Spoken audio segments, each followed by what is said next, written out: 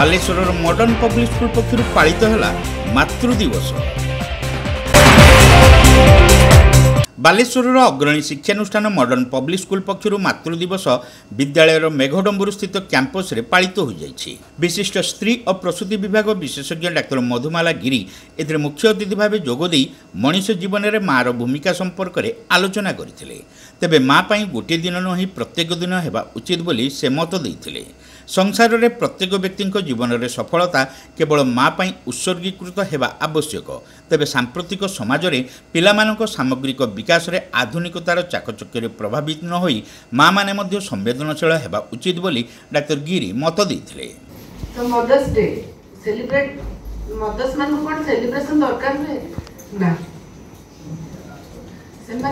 से माने पर्दा आढवाळ थे सब करंती केबे भी रिकॉग्निशन चाहती एटा समस्त निश्चय एडमिट करिवे। कोनोसी मदर्स को किछि प्रेज दरकार हुए से माने साइलेंटली सब करि जानती। झुंटी पड़िले माँ, पाठ पढ़िले माँ, होमवर्क कले माँ, पिंधिबारे माँ, खाइबारे माँ, जेतले निजर खुशी अछि सेतले माँ पाखु दौड़ी जाइकिनी, जेतले दुख अछि सेई माँ सब बळे माँ ही माँ। तेणु मदर्स मैंने छुआ मान बहुत गुटे टास्क लदी फ्रेंड हाँ चेष्टा करेंगे।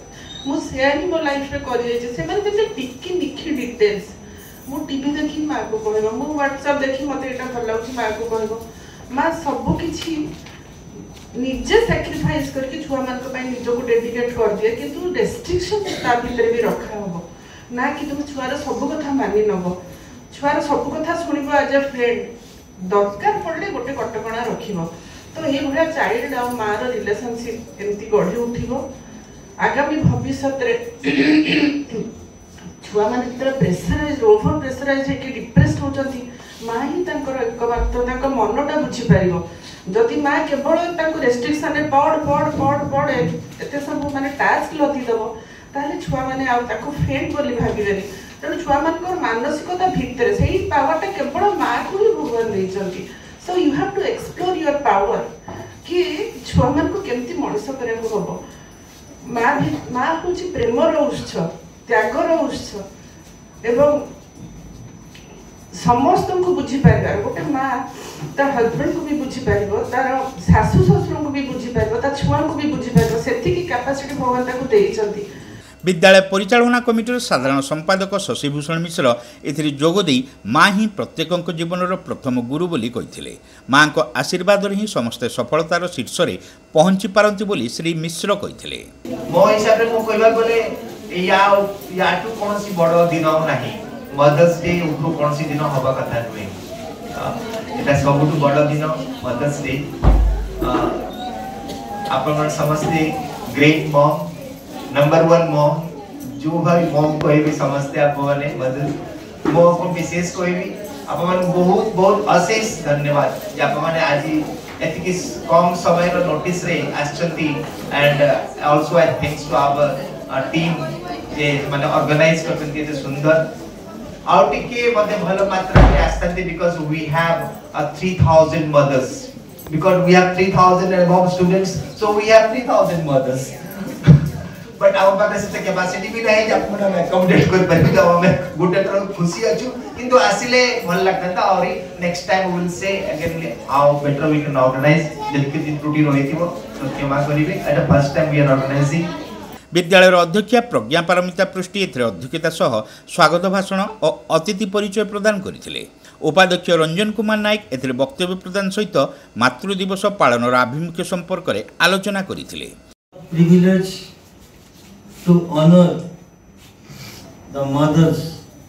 It is really a proud moment for us and it is possible due to the innovative idea of our secretary sir. Obviously he is busy, he is not able to be present here, Shashibhushan Mishra sir. So we are really proud of mothers. Mothers, no distinction. Above all, mothers are there. शिक्षयित्री अंजना महतो एथिरे मंच संयोजना करथिले। एही अवसर रे उपस्थित माँ मानक मध्य संगीत प्रतियोगिता अनुष्ठित होइतला। एहा सहित माँ माने निज निजर अनुभूति संपर्क रे कहिथिले।